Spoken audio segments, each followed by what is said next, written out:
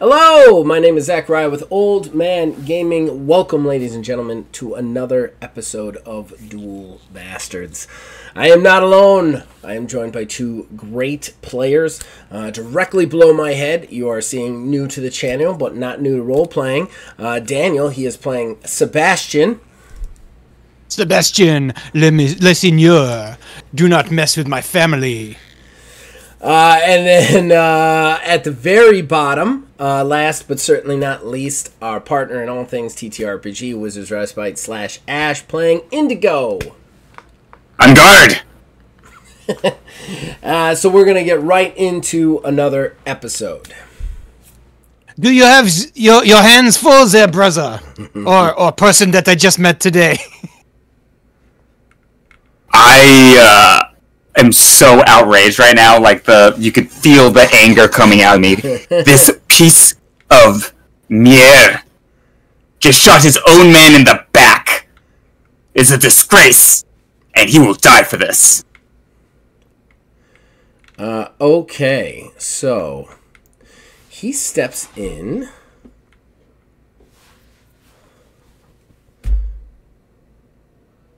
Not that. Okay. He just steps in with a big cut. Before you roll, I'm declaring disarm, which I have to declare before the attack roll is made. Okay. On a defense, my character, if I beat him by 5 or more than the weapon, they will be disarmed. And I am going to use the luck points also to get advantage on this. Well, yes. You're going to need it. He rolled a total of 19 to hit you. Oh boy. All right. All right.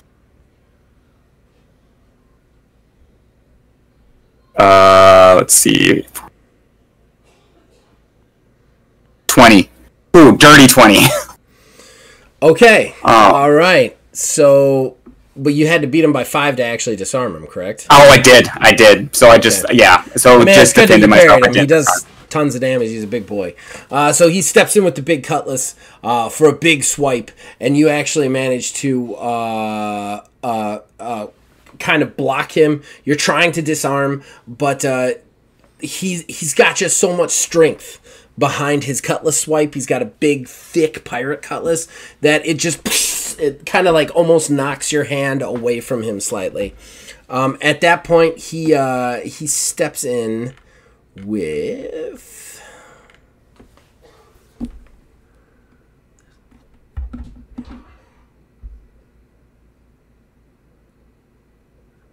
Actually, he's going to guttural roar at you.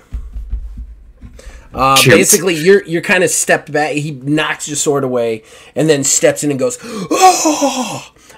So basically what guttural roar is, it's another 5 versatility. It can only be done once per turn. I roll an intimidation skill check. For each success, the target loses 2 versatility on their next turn.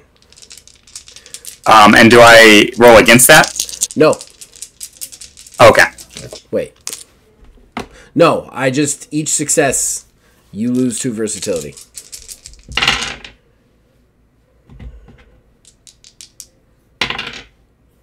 Two, so you will lose 4 versatility off your next turn. You're actually slightly intimidated. And it's like he just knocked your sword away and roars in your face, and you actually, like a bead of sweat forms on your forehead, and as good as you did the first time, you're starting to be like, oh wait, I've never fought or killed people, and this guy wants to kill me and has definitely killed people before. He is not done though. Jesus. What is this man's versatility? Well, he did 10, then 5, so he's at 15. Oh no, he's got to close on you. It says 12. Okay, yeah, he's done. He pauses. Okay. He pauses. Yeah, he just roars at you and steps back. All right, so back to Indigo. Hey, brother, you might want to hurry up with those, Got a boss fight over here. Need help a boss fight. You got lucky. Got through my guys too fast. Got through my guys too fast. Yeah, I got this big guy on me. Alright, so I'm going to, I guess, make Okay, I'm going to make a standard attack.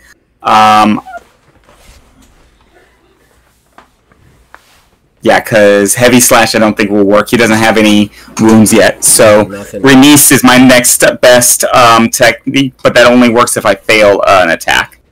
So I'm going to make my standard attack. So I have to close on... Oh, a natural 20. You have to close on him. His mobility is not high, though. He only costs 8 to get to. And my versatility resets plus whatever's left over, which is... Yes, but like you drop it by 4 because of his guttural roar. Oh, kid. Yeah, I already did. I was like... Sorry. Terrible. Kid's doing the shining thing. Good night, kiddo. I love you. I love you, too. Okay, go to bed, all right? Good night. Good night. Okay, so and what was his versatility or his speed that I have to 8. His mobility's only 8. Okay. All right. So yeah, I attack him with a 26. Wow. Yeah, I got another natural 20. So if I hit him, it's a crit. Oh, you hit. 100% hit. So that's 30 damage. Take that, you scoundrel! Shooting a man in the back. Your own man in the back. All right. Good lord! Did you put poison on the tip of your blade? He roars at you. You take this, and you just you shake it off and step in, and he does not get his blade up in time, and you get a good slash across his midsection. You see blood kind of draw and start to kind of come out of his midsection. He steps back. It's a good hit. It takes a lot of damage, but he is still up with a smile on his face. That brings us to Sebastian's turn. I should like to close the gap with mobility. I'm going to drop the accent for describing combat. What was their mobility again? 9. 9. Okay, so I'll close the gap, and then I'm just gonna. So it's normal attack 10 plus the +2 versatility, so that's a 12 to swing the sword, right? Normal. Yeah, I'm gonna take a swing. Normal swing. And that is gonna be a 16 to hit. Oh, actually a 17, I'm sorry. Yeah, you hit. Damage? That's gonna be, it's 19. Ooh, you do more damage. Yeah. Okay. And I've got enough versatility to take another swing. Let me calculate that. Yeah. I'm good. So let's slash him again. Oh, not as good. And this is the blade guy or the dude you alternated parried? Alternated parried. Okay, cool. So that's going to be an 11 to hit. Sorry, I can't math. A 12 to hit. Oh, he blocks that one. All right, so he staggers into the table. He turns around just in time to catch your first slash. It opens up his chest. You bring back the second slash, and he manages to get a blade up and block it. As you do, as he does, he steps back slightly so that the dagger guy can step back forward, trying to kind of thrust at your chest. He is going to get a... Wait, what? You were done. Whenever... Yeah, I'm done with my okay, movement. I just for theirs I want to use quick feet defensive action when the next attack comes in. Okay, well the next attack is coming in now. Do you have to use it before I roll or after? Defensive action is successful. When this defensive action is successful, the attacking player must spend versatility equal to half the character's mobility to be able to attack them again this turn. So I guess the first one is going to be normal. Dagger guy rolled 15 to hit you. I got... That is reaction. That's a 19. Okay. All right. So at this point, he steps in with the dagger, and you actually do one of these quick like rolls over one of the table. So like actually like rolling across the table to your feet, kind of putting the table in between you and the dagger guy, and he gets frustrated because he can't make another attack. However, the blade guy that you took damage on, Ken, he steps in and tries to takes a lunge at you. 8 to hit you. 19 again. Oh, that's it. I like your styles. You're fighting, even though you're not trying to. Like, Sebastian's style is all about defense, and you're somehow perfect at defending, and Indigo's style is all about offense, and he's already killed a guy. Yeah. Like, it's hysterical. And I'm terrible at defense in opposite. Yeah. It's all about, like, yeah. So he comes in with the lunge. You quick parry. He does get another attack though. He kind of takes the parry, then kind of comes back in with a slash. This time 12 to hit you. Oh, okay. So you parry that blade, then he comes overhead. You parry overhead. Just ching, ching, ching. Just a quick triangle. And we are back to the bad guys on... No, we're back to the big guy. Big guy, right? Yeah. All right. Big guy's turn. What is he going to do? And what does he have to do is the question. He is going to attempt a guard break. I don't like the sound of that. It is 8 versatility. Tonight there's gonna be a guard break. I roll my hack and slash skill level. For every success, your react is reduced by 1 for the remainder of his turn. Oh no! That is 2 successes, sir. So your react has gone down by 2, effectively. That is 8 versatility, though. And he still has to close on you, so he's only going to get to be able to do 1 attack on you. Okay. But he is definitely going to attack you. Oh! And he rolls a 24 to hit you. He is 1 away from a crit, just so you know. That was almost world-ending for Indigo. Hey, when we play with swords, it's dangerous, guys. Yeah, no, yeah. If you go down, I have my medical bag. I can bring you back potentially. Unless his head gets cut off. You can't do anything for a missing head. Don't get your head cut off. I like it where it is. It's kind of attached. But unfortunately, I rolled a natural 1. Ooh, well, there's no botches in this game unless there is an ability that makes you botch. But you would definitely be taking damage, and he does a lot of damage. So Cutlass plus his build. He does 22 points of damage. Whoosh! Just a huge gash across your midsection from shoulder to stern. Opens up. If he was a step closer to you, you would be in 2 pieces right now, and that is not lost on you as you stagger backwards from this just devastating cut. And just again to point out, you are the 2 youngest of dudes, and this is the first time you are in a life and death fight, and you might not win. Okay. This is a way of saying. So, just so I'm 100% got this right, any versatility used, not used on the last turn, rolls over to the next turn, right? Yes. I only made 1 attack on my last turn. Yes, and he did. So I actually have a lot left. He did not guttural roar. He chose to guard break. So. Okay. And it's my turn now. Mm-hmm.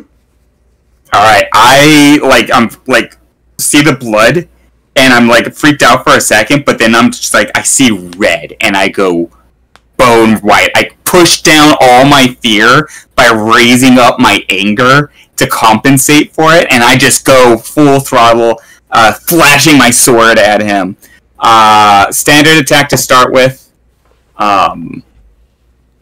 That is a 13 to hit. Parried. Ka-ching! Okay. Then I'm going to use my technique. Remise. Versatility is 5. Can be done only after a failed attack in the same turn by this character. Basically giving me a second attack for 5. Yep. So I'm going to use that attack again.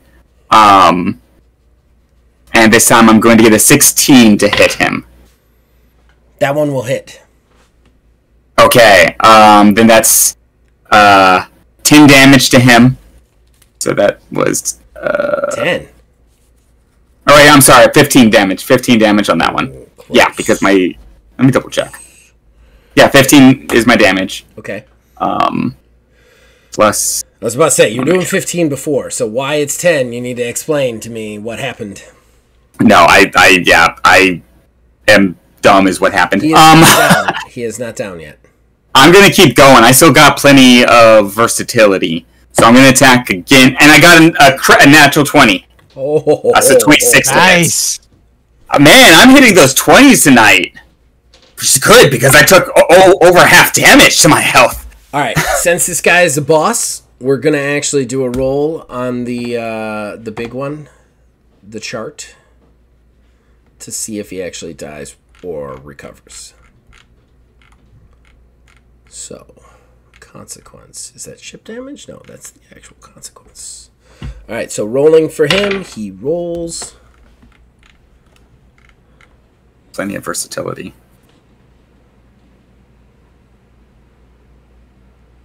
Ooh. Okay, so he does not die. He is stunned. This character has taken a heavy blow and loses all their versatility and is exhausted for the next round. And just for the record, what exhausted means is, if I can find it.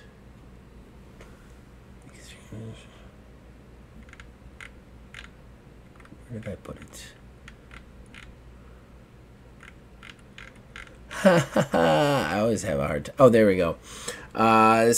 Should the character finish the turn with 0 versatility, then they are exhausted and must recover. They must take an entire round of actions to do this. In addition to this, they have half reaction for all defensive actions until they recover.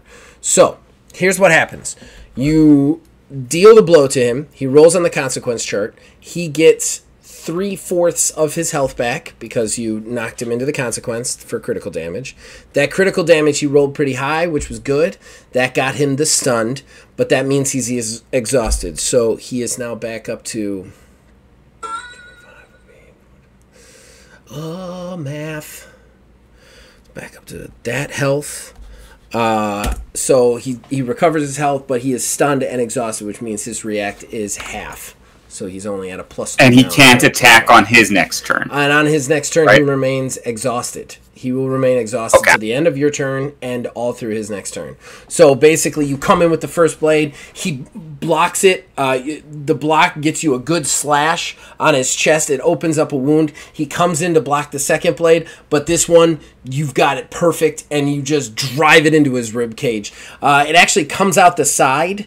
Kind of, you know what I mean? Like the meat of the side, so it almost impales him, but not through any, like, organs that will put him down. He pulls back out of it, and you can just see, like, blood running down his chest and midsection. But he brings and you can see he's just breathing hard, like that knocked the wind out of him. It is still your turn, though. Yeah, and I still have versatility, so I want to use this, but I need to know if it's going to work. Would he have wounds, basically, the wound thing now?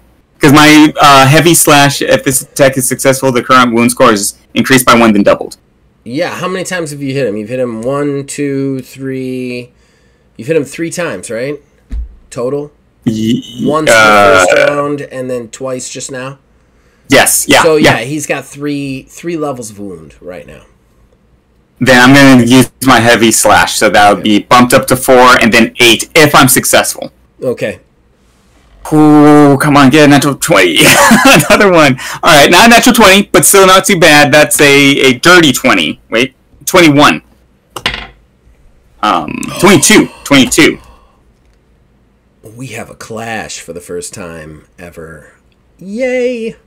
Okay. That's a tie. Yes, it is a tie. Unfortunately, your cool wound attack won't work. You do spend the versatility, but after you do, he steps back breathing hard, and you step in kind of full spinning into a whirling attack. As you do, though, he steps into it. He brings the cutlass up. He slams into your saber, and the two blades meet, and you guys are basically locked in infighting. Like, you're really close to each other. The blades are kind of like scraping on each other. That's what a clash is. So here's what we do in a clash. You both roll the skill roll that you're using in D6s. Whoever wins, so if you win, you get immediately to take a free attack on him. If he wins, he gets to take immediately a free attack on you. That does not cost versatility in any way, shape, or form.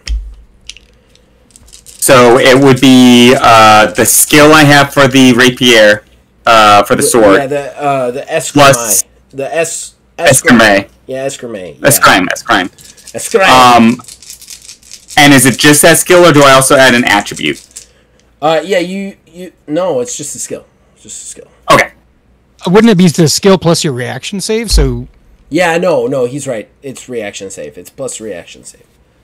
okay. So like I've got a 4 on a scream, and so I'd roll 5 in this case. Yeah. I got it for 2. But I would roll... Actually, I have 2 in my reaction, so I should roll 6, but I only have... Okay. Jeez. So I have... I only got two wins, 2 successes. Of 6 dice, he rolled 0, so you get a free attack, sir. Oh, yes! Holy shit. Yeah, isn't this more fun than Defender wins ties?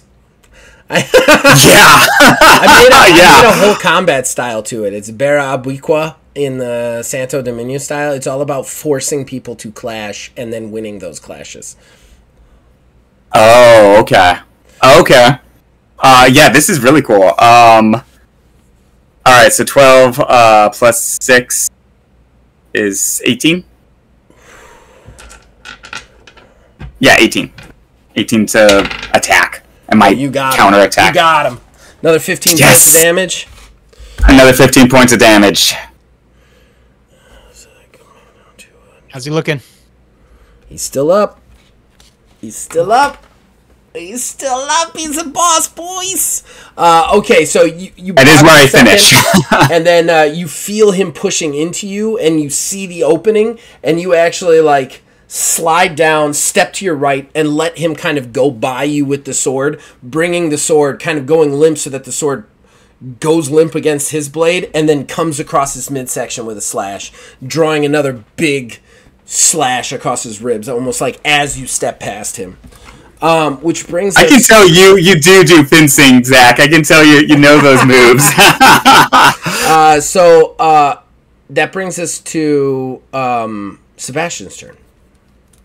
I want to observe the chaos happening over there, and I want to quickly toss my sword to my offhand, pull my pistol, squat onto one knee, and take a precise shot At who? at the guy.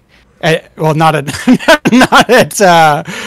Indigo. Obviously, but there's still two guys fighting you. Oh yeah. No, at the big boss. At the big boss. Okay, all right. Yeah.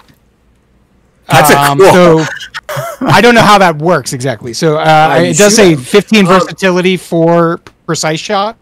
Yeah. What? I don't remember what that technique says. Let me look it up. That's from the normal firearms, correct? Yeah, and it says crits are now on a 16 through 20. Okay. Yes. However, I want to point something out with ranged. You have a score on your character sheet called steady. Yes. That already increases the crit range by 1. So if crit ranges are 16 through 20, it's actually 15 through 20. I have a 3 on steady. You have a 3 on steady? Yeah. Okay. Really? Yeah, I don't know where that came from, but I do. it's what's The 2 on steady. How could it be? How could it be that? It's been like a month since we made these sheets. I don't recall, but No. I understand where you're coming from, but I feel like I screwed something up in the explanation if it's 3 because I'm just gonna really quickly look up how steady is calculated. All right, the score starts at 2 and goes up 2 and goes up by 2 each time the character increases the score past a multiple of 5. So what is your... I had a 6 for agility and a 6 for intelligence, whichever one of those is based on. No, it would be build. Oh. Build was also a 6. Oh. It shouldn't be... It should be 1 each time after 5. So it starts at 2 and goes up by 1 each time. I don't know why this is 2. So that's where the 3 comes from, so you are completely right. So, yes, so your crit range is actually 13 in this case, or higher. 13... Holy shit. So then this is the... I'm rolling the nat 20. That's where the guns come from.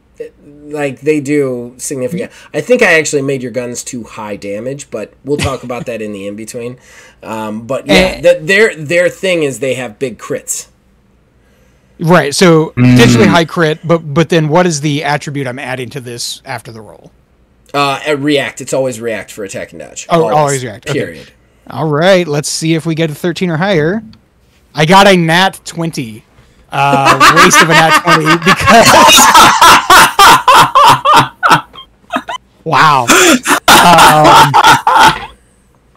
So that's a crit, so that's double damage? Yeah. That's why I made your guns too high. I'm just going to say that now. Then if that's the case, I blasted for 70. It should actually probably be 25, and you should probably be busting them for 50, but yeah. I'm happy to bump that down. That seems crazy. Yeah. Yeah. I think they are a little bit high right now. But 25. So you shoot him so for 50. For 50 damage. That is going to be another critical damage roll. I'm going to roll it for him. And, like, just for everybody out there listening, there's no way my character could pull off what his character just did because our scores are so different. Like, his build giving him that, definitely, I don't have that. I do not have that. Oh. He's a beefy boy. He is done. All right, so you pull out the gun. Boom! The gun goes off. The bullet connects with the big boy, right in the chest, right in his heart area. You see him stagger backward, like as if he's trying to fight through it. Blood coming through his mouth. He falls against the wall and just slowly starts to slide down, cussing and sputtering blood. It is at this point, though, you have gambled. That was mine! I killed him single-handedly! You have gambled correctly, though. The other 2 criminals want no part of this. And they immediately sprint out the front door. But, they sprint out the front door as he sputters on the ground. And you guys say that to each other. Then what? So are we out of combat? Yeah, combat's done. 2 guys ran, unless you chase them. I am the victor of the day. Indigo, you are pretty wounded. In fairness. Yeah, that's true. I said you sustained so many injuries. Would you like me to also heal you after my victory here in the fields of battle? I grab my glass of wine on the bar that he poured my dusty glass of wine, toss it back, and just open my shirt with my big gash across it. If you would, dear brother. You guys finally hear another voice, kind of caught up in your own shit. You almost kind of forgot that Deidre is just standing there. She goes, "Bloody hell, boys. Are you really his son? His sons?" Is that what we have heard? I mean, I take after the good looks, maybe. Skill. They say that he is. I don't know. She kind of looks at you and goes, "All right. Well, I guess I've got some explaining to do. However, before I get to it, you're going to want to drop your blades, because we can't kill the next couple. It is at that point... Oh, in this tavern? It is at that point that the town guard rushes in the front door from the original couple that ran out the front door, who told them about the fight. They notice the bloodbath, the 3 dead bodies in the bar. There's 3 of them. They all have muskets. They all kind of look around like, nobody move! I roll my eyes and set my blade down and raise my hands. Yes, I lower my gun and I think I had both of them, so I'll put the sword and the gun on the ground and say, these gentlemen of ill repute attacked us. We are but humble aristocrats. The one guy who seems to be in the lead kind of looks at the other 2 and goes, "Put him in irons, boys." And then he steps forward past you guys up to Deidre, who also has her hands up, and goes, "I told you I'd get you, woman. I knew you were up to no good." She's like, "You didn't know shit." "That's fine. Take me to prison. I won't stay there long. You know I won't." He's like, "I'm going to make my name on you, Deidre." And then he puts her in shackles. And you guys are all taken to the town jail, which we're going to continue. There must be some kind of misunderstanding. Very lawyer. We're gonna continue just a little bit longer, just because I want to get a little bit of role playing in here, other than just murder fest. You guys are dragged past Grimes as well, he's just on top of the cart, and he sees you guys coming across. He goes, "Oh!" It's like I got you, boys. I got you. Does the goods in the back of the cart, do they look noticeably lighter? I mean, is your character looking for that, or is he truly? Yeah. No, I wouldn't even look. No. So you guys are dragged through the streets, thrown into jail. Deidre is in the jail cell next to you guys, but it's bars, so you guys can talk between the 2 of you. The one guy goes, "I'm gonna throw the book at you, Deidre, and I'm gonna finally get that tavern. It's all gonna be mine." And then he turns to the other 2, and whoever these 2 accomplices are going to prison as well. I'm sorry, my accents are fluctuating all over the place, but bear with me. And then he turns, and he looks at you guys and goes, "Monsieur, I have never met this woman in my life." "Yeah, sure. And I can fly. You've aligned yourself with the wrong guy, boys." And then he turns and walks out. Sir, one moment if you would please. He just walks out. He's not even listening to you. Goddamn. He ignores you. He does. What rotten luck I have. He does leave Sebastian with his medical bag if Sebastian would like to attempt to fix Indigo. Yeah. So I guess we do a medical plus intelligence. I'm roll. actually going to use kind of the stat, because I'm just going to assume you have first aid, because this is going to be one of the specializations when I put the new skill set into work, but I'm just going to look that up and kind of use that as a guideline for how you do this, I think.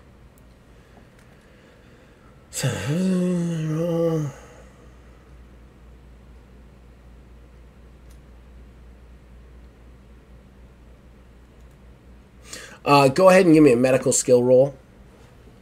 Okay. So my intelligence is 6, medical is 2, so 8 plus whatever this is.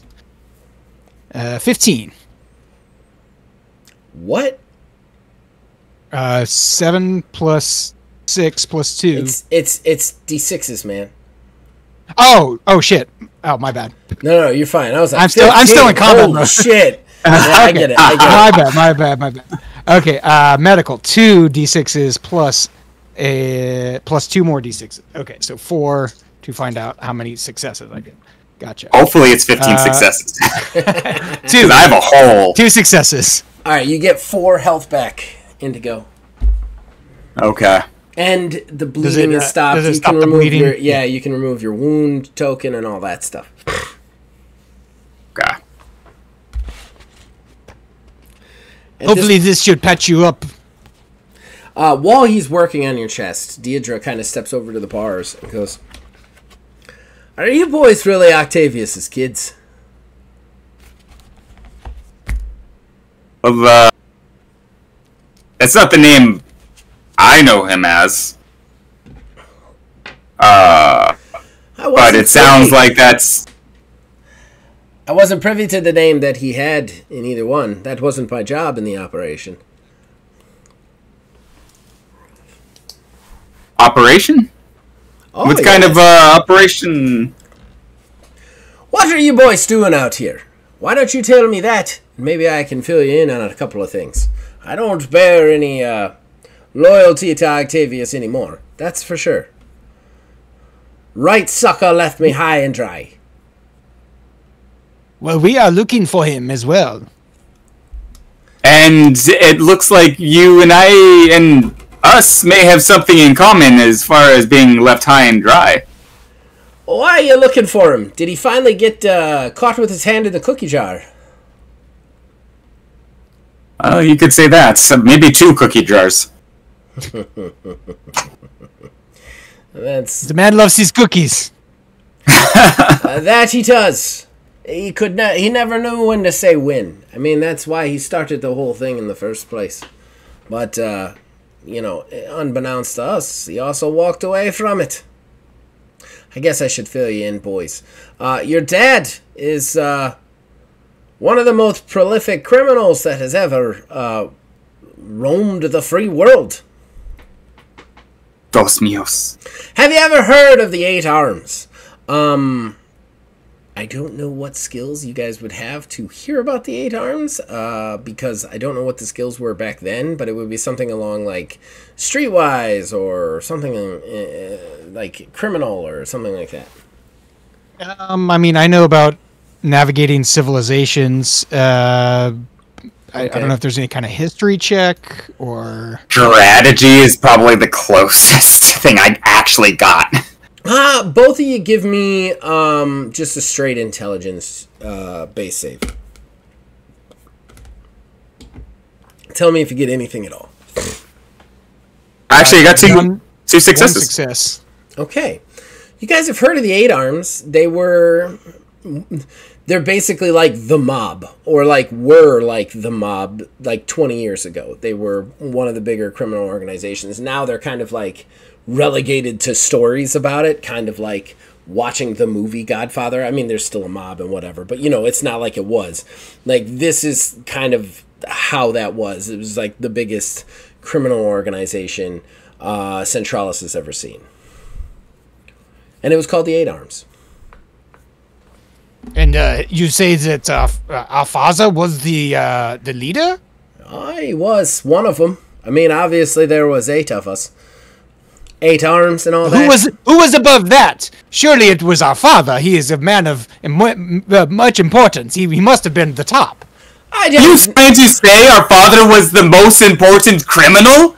No! No! That is the wrong direction you want to be going with this. You boys don't get along very well, do you? We just met today. Well, no, you had fought in that fencing tournament before. A year ago. You were rivals before. Oh, yeah. Okay. We have some family matters that need to be worked out very immediately, milady. I see. So you're looking for your pap. Well, what it comes down to this, boys. The 8 Arms was a prolific criminal organization. One that we had a lot of things going for us. But your dad was never happy with it. He always wanted to retire. He always wanted to have that big score that allowed him to walk away. Not realizing that, one of those doesn't really exist. You just kind of do the job until they catch you or you die. In any case, he came up with this big old plan. Quite one. You see, back in the day, do you understand the whole politics between the Rosari and, everybody else? The Rosari are the Viking people. They raid Le Mans Monarchy. They raid the northern part of Centralis on a regular on the regs. So you guys would be aware of that. A little bit. We know that we, may have to fight them at one point to help out the allies of our great church. So, the trick was this. Your dad would get in with the papacy. He found a way to falsify some documents so that he could gain some clout. And then use that clout to set something up. Kind of a deal of sorts. He pitched it as this, once he was inside, that he would convince the papacy to send a bunch of money to the Rasari and almost buy them out of doing raids for so many years. Kind of like a paid truce. Get the tribes off our backs for so many time. I mean, my people can't protect every border there is. So, but the trick would be he would position himself so that they would steal it, move it to an island, take it for themselves later. Basically robbing the papacy blind and making off with all of his loot. We were, of course, on board with the dirty dastardly plan, but it came down to this. The boat went off, it went to sail away, it did get lost, as plans go. But then when Octavius was supposed to come out with, the map to where it was, he never did. Instead, Salvador went up. He got caught, nabbed, put in a slammer. Thankfully, they didn't understand who they had. Didn't realize they had one of the very 8 arms themselves. So he didn't get the full thing thrown at him. But he was still in there for quite a while before getting out. Well, maybe getting out. I don't know. In any case, that was the last time I heard of Salvi. And Salvi was fallen into pirate. And Salvi was my, connection to Octavius. Octavius vanished into the ether, stayed in the nations. The 8 arms kind of fell apart after that. Many of them and going their Salvador own way. is your uncle? I think that Salvador is our uncle, but yes, I remember Uncle Salvador when I was a kid, and that sort of explains why he stopped coming around so much. He was a fun uncle. You met Salvi. Oh, a bloodthirsty killer he is. He would do that uncle thing where he had a coin in his hand. Every time he comes to shake you, he gives a coin. It was very fun. And then he saw me, taught me how to fence, and... He probably got it off bodies. Bloodthirsty killer, huh? Hi! This has been the worst day. The worst day. Salvador was the muscle. Always had been. Octavius was the brains behind the 8 arms. It's good with numbers, good with plans. But Salvador is good with a blade and a gun and anything else that can kill a man.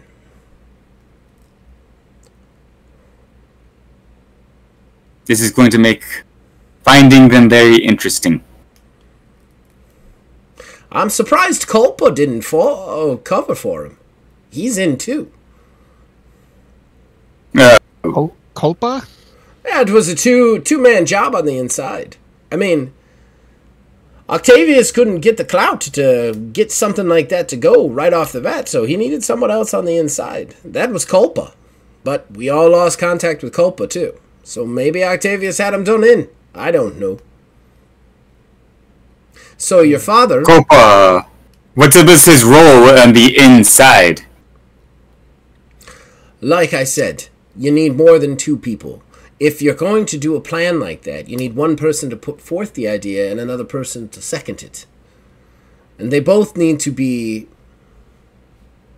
respected, and they both need to be positions of power. So Culpa was another of these eight pirate captains or whatever. Oh, you got to watch But more importantly... You got to watch out for Culpa. Salvador is a bloodthirsty killer, but he'll do it up front to your face. Culpa is a snake. Never trusted the man. But you say that he needed to also put up the second, so he was like our father. He pretended to be a nobility in one of the nations, yes? What does this Copa look like? Maybe we know him by a different name. What, do you want me to draw you a picture? Do I look like a fucking artist to you? Ah, my lovely lady, you look like the muse of an artist. Oh, I'm sure you could come up with something. You've inspired the imagination of so many, I'm sure. Oh, Inspire our imaginations. You're a dirty little cunt, aren't you? Well, I'm trying to goad her into it a little bit. you want to get out my skirt, you're gonna have to be somebody else's son. It's just that simple. But if you're trying to find Octavius, that'll help you. I'll help you find him. He has something he owes me. And what was that? That's my business, and I'll tell you to stay out of it. If you want my help, don't ask again. What would you need us to do to get you to help us? Nothing. Like I said, want to find the man, he owes me. So, do you suggest you come with us? What are you, deaf? Because we... Of course, I'm gonna come with you. I look over to Sebastian. Have you ever traveled with a woman before? I don't know if we can... Are we allowed to do this? The last I heard, it's actually bad luck, would they come on the pirate ships. It's going to be very dangerous. You know this, Miss Deidre. She just stares at the both of you. She goes, I'm sure she does. boys, and I do mean that, boys, I can take care of myself. I was one of the 8 arms. You know, one of the heads of the greatest criminal organization known in the free world. Zutalaw! Okay, well, maybe she could be helpful. I mean, she owns a tavern. Maybe out of this jail cell? I could certainly try to pick the lock myself. She just starts laughing, and she goes, do I know a way out of this jail cell? Boyos, am I correct when I ask, was your carriageman's name Simon Grimes? Yes. We. Well then. She sits down and she goes, give it time. It is at that point, almost on cue, that a grappling hook type device goes flying into one of the windows, hooks on the metal bar, and then you hear, yah, yah, yah! And then the very rickety stone wall of the small town that does not intern people here other than drunks and minor criminals comes crashing down as Grimes rips the wall off. And she stands up and goes, Grimes, you bloody fuck! Felix, he goes, oh! Don't tell him I know you. Don't tell him I know you, Deidre. I mean, after all, I was a wee boy when we met the last time. And he's like, yeah, you're a wee boy like a cockroach is a... like a cockroach is a wee insect. All right, boys, let's get going. And then we are going to call it there and do the sign-off. Nice. That's awesome. I love Deidre. She's awesome. I'm going to assure you none of the characters are awesome. You guys are okay, so real quick, we're going to do the sign-off. So here we go. All right, that was another episode of Duel Bastards. Thank you guys for joining us. Remember, this game is in its alpha phase, and we're just having a lot of fun with it. The battles are so much fun, so I hope you guys are enjoying it out there as much as we are. But this is a podcast, which means that we have an obligatory requirement to let people plug should they so choose. So, Daniel, what would you like to plug, sir? Yeah, so I am a musician as well as a podcast producer. I work on the Maximum Utcast at MaximumUtmost.com or just MaxUtmost.com. But this time around, I want to plug a thing that a lot of people on the internet may have seen before, independent of me telling them about it. I made 11 years ago, a King of the Hill remix of Hank Hill asking, do I look like I know what a JPEG is? I just want a picture of a goddamn hot dog. That has become a viral sensation across the last 11 years. That the weirdest people I've met just in my daily life are like, I've heard of that. And, they've heard about it before they met me. It's very strange. It became a massive thing on TikTok for a little while. So that's a thing I did a long time ago. That's funny because that show just came back too. So maybe you're getting it did. I'm actually watching it. I'm watching it, the new season, and it's really good. I've heard it's really good, but now you'll get a second run of it on the YouTube. Hell yeah! Wizards Respite / Ash. What do you want to plug, my friend? As always, wizardsrespite.com. All of these episodes and all of the TTRPG stuff that we do here can be seen on the Wizards Respite, including the Wizards Respite Sanctorum, show where we deep dive into all things TTRPG.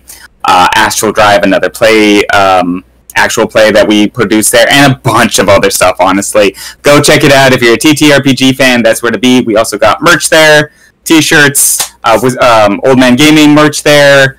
Definitely take a look at it, and that's what I got. As far as me, I don't know when this is going to come out because we want to get a couple of episodes in before we release. So that being said, you can find a lot of stuff on Old Man Gaming. Any of our TTRPG stuff, go to Wizards Respite. Give us both the view. But if you're looking for video game stuff, we do some actual plays there. And if you're a TTRPG person who wants to watch a video game Let's Play, the one I am most proud of right now is BG3L3. I play Baldur's Gate 3 with 2 other crazy people, and we just make fun of each other the entire time. And it is one of the funniest things that we do. I love playing with those 2 people video games. We also have we played through the entirety of Redfall. As bad as that game was, we forced ourselves to do an entire Let's Play of it, and it is one of the funniest things I've ever done that almost no people have watched because Redfall was a train wreck. So if you're looking to laugh at a Let's Play, go watch that series. Other than that, check out everything we have to offer. Thank you for coming by, and please stay tuned for more Duel Bastards. We're ramping up this season. I'm very excited to see where this goes. You guys can also reach us on Discord. Links in the description below. Influence us in all of our shows from there. And as long as you guys keep watching and listen, we will keep making them. We'll see you guys next time. Yeah.